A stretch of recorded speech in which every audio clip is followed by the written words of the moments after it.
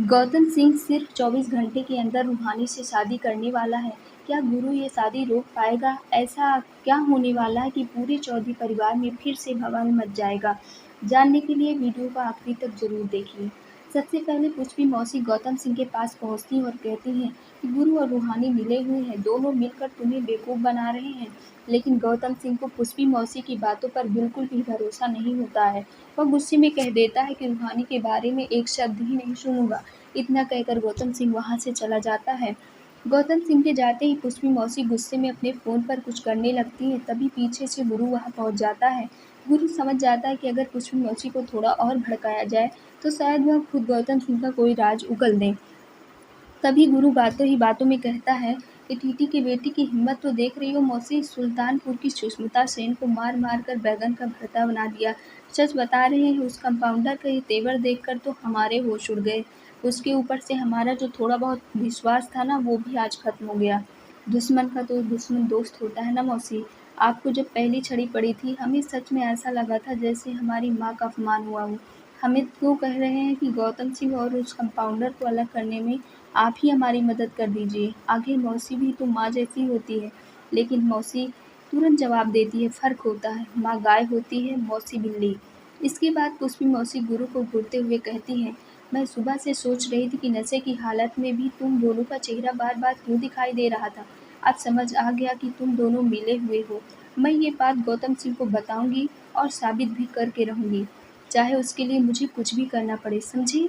इतना कहकर पुष्पी मौसी गुरु को धमकी देती हुई वहां से चली जाती हैं। पुष्पी मौसी की जाते ही गुरु के पास रूहानी का फ़ोन आता है। रूहानी पूछती है, गए थे पुष्पी मौसी के पास? गुरु जवाब देता है, अरे गए थे पुष्पी मौसी से गौतम सिंह का राज उगलवाने, लेकिन कोई और ही रायता फैलाकर आ गए हैं। अब क्या करे कंपाउंडर? रूहानी तुरंत गुरु को समझाती है, पहले तो ये खुल्लम खुल्ला मिलना बंद करो, समझे? गुरु भी मुस्कुराते हुए कहता है, समझ गए। रूहानी का फ़ोन करते ही गुरु तेजू को फ़ोन करता है और कहता है, तेजू वीडियो देखी तुमने? हम कितने गलत थे, हमने कंपाउंडर के यूरोप पहली बार देखा है। हम कितने गलत थे जो उसे ये सही समझते रहे। देखा तुमने कितनी बेरहमी से पुष्पी मौसी को मार रही थी। हमें भी कसम खाई है कि इस कंपाउंडर और गौतम सिंह को कभी एक नहीं होने देंगे, उसके लिए चाहे हमें कुछ भी करना पड़े। तेजू गुस्से में कहती है, हाँ तो जो करना है करो, मुझे क्यों फ़ोन किया है? गुरु जवाब देता है, तुम्हारा साथ मांगने के लिए। अगर तुम हमारी शादी कर दोगी तो पुष्पी मौसी को इस घर में हमारा सहारा मिल जाएगा। अब एक वही तो है जो हमारी तरह उस कंपाउंडर से नफरत करती हैं। अगर हम तीनों मिल गए ना तो गौतम सिंह और कंपाउंडर कभी एक नहीं हो पाएंगे। तेजू कुछ देर सोचती है और फिर कहती है, बदला तो मुझे भी लेना, ठीक है? उस नर्स को भैया की ज़िंदगी से हमेशा के लिए निकाल देंगे। मैं तुम्हारा साथ देने के लिए तैयार हूँ। लेकिन इधर पुष्पी मौसी भी चुप बैठने वाली नहीं थी। उन्होंने गुरु और रूहानी का सच सामने लाने के लिए ऐसा खतरनाक खेल खेला जिससे गुरु की जान एक खतरे में पड़ गई। आगे क्या हुआ, यही सबसे बड़ा ट्विस्ट है। अब पुष्पी मौसी गुरु और रूहानी का सच गौतम सिंह के सामने लाने के लिए एक बहुत ही खतरनाक साजिश रचती है। वह जानबूझकर रूहानी को सुनाने के लिए ललिता से फ़ोन पर बात करने लगती है। पुष्पी मौसी फ़ोन पर कहती है, शाबाश ललिता, तुमने वो तार काट कर बहुत ही बढ़िया काम किया है। हमें फटके देने चला था ना, अब खुद बिजली के झटके खाता रहेगा गुरु चौधरी। ध्यान रहे, किसी को कानो कान खबर नहीं होनी चाहिए। जैसे ही गुरु रूहानी के बाथरूम में जाएगा और उस कटी हुई तार को छुएगा, उसे जोरदार करंट लगेगा। रूहानी ये सारी बातें सुन लेती है या सुनते ही उसके होश उड़ जाते हैं। वह बिना किसी को कुछ बताए वहाँ से भाग जाती है ताकि किसी भी तरह गुरु की जान बचा सके। पुष्पी मौसी मुस्कुराते कहती है, अब देखती जाओ बेटी, तुम्हें तुम्हारे ही जाल में कैसे फंसाती हूँ। अब तुम गौतम सिंह के सामने गुरु को बचाने जरूर जाओगी और वही तुम्हारा सारा सच सबके सामने आ जाएगा।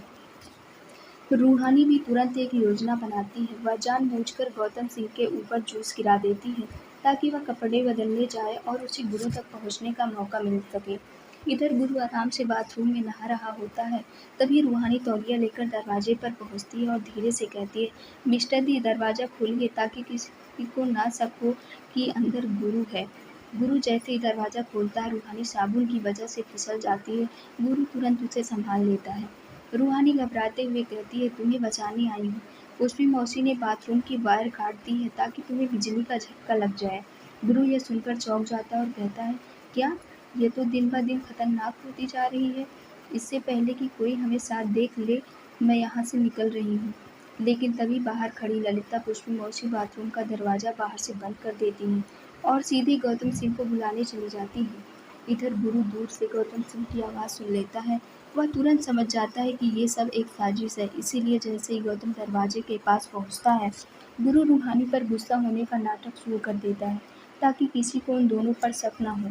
थोड़ी देर बाद दरवाज़ा खुलता है और गौतम सिंह दोनों को साथ देखकर भी उनकी सफाई पर भरोसा नहीं करता। वह रूहानी का हाथ पकड़कर उसे हॉल में ले जाता है। पीछे-पीछे मौसी और मामी भी पहुँच जाती हैं। खुशबू मौसी जोर से कहती हैं, हम सच कह रहे हैं गौतम बाबू, ये दोनों मिले हुए हैं।